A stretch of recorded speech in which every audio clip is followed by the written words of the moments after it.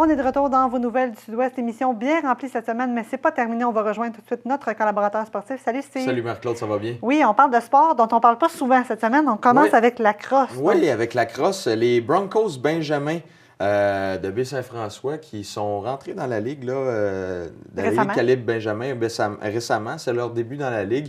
On souligne leur performance dans le Journal Saint-François cette semaine. 4 victoires, 2 défaites depuis le début de la saison. Une Ligue qui compte seulement 5 équipes.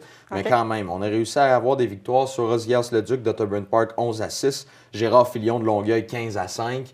Donc, c'est quand même des belles performances. Et il y a un joueur à surveiller dans cette équipe-là, même si c'est une équipe qui est jeune, qui fait ses débuts dans la Ligue, Tristan Leblanc. 45 des 51 buts de son équipe. Il a fait sa part. Oui, pour un jeune de secondaire 1, secondaire 2, là, c'est quand même très bien. Il domine quand même assez bien son sport.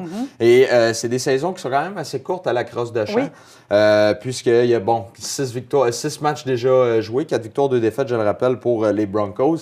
Et puis, dimanche 28 mai, déjà le dernier match de la saison. Donc ça a été quand même une très belle saison. On va avoir les éliminatoires qui vont venir, bien entendu, par la suite. Mais pour les débuts dans la Ligue, très belle saison.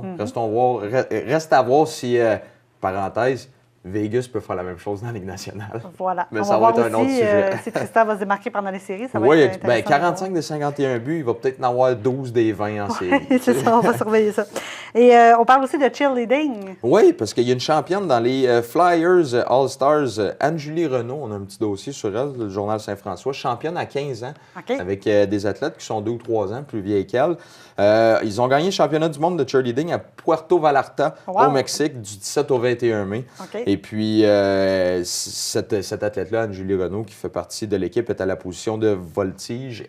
Seulement 3 ans d'expérience en cheerleading. Et déjà là, on pense que c'est peut-être une future prodige. Elle veut peut-être se rendre un petit peu plus haut. C'est la catégorie 4.2, le plus haut étant à 6. Et elle veut faire des essais pour tenter de se faire une place dans la catégorie 6 très bientôt, là, suite à ce championnat-là. Mais quand même, on a fini premier en préliminaire du côté des Flyers et on a gagné en finale avec une performance quasi parfaite, là, selon les dires de l'entraîneur. Et on sous-estime souvent ce sport-là, mais les filles qui font ça sont vraiment en forme. Les filles oui. Puis il y a des gars qui sont en forme aussi, qui vont se charger de lancer les filles dans les airs. Là. Je ne sais pas si c'est comme ça qu'on dit ça. Mais oui, j'ai connu quelques personnes. Puis effectivement, il faut être en forme. Il ne faut pas sous-estimer. Et on finit en parlant d'arts martiaux. Oui, exactement. Il y a 3 judokas de l'Académie Jordan Arts Martiaux à Salaberry de Valleyfield qui font partie du circuit NASCA de karaté de combat. Il va y avoir des compétitions ailleurs au Canada, il va y avoir des compétitions aux États-Unis également. Et on vous invite à une soirée bénéfice ou une journée bénéfice, pour ramasser des fonds. L'activité de financement va se passer le 5 août au club de golf Rivière-Baudette. Pour 125 $, vous avez votre ronde de golf, un bon steak et une bonne boisson au restaurant chez Grand-Maman. Donc, c'est quand même assez intéressant. Vous pouvez seulement faire l'achat du steak et venir pour manger pour 35 $. Si on ne veut pas jouer au golf. Exactement. Si on n'a pas 125 $ à dépenser, aussi des fois, les temps sont durs. Les billets sont en vente au centre, justement, Jordan Arts Martiaux, 135 rue du Marché à Salaberry de Valleyfield. Donc, je le rappelle, club de golf Rivière-Baudette, le 5 août.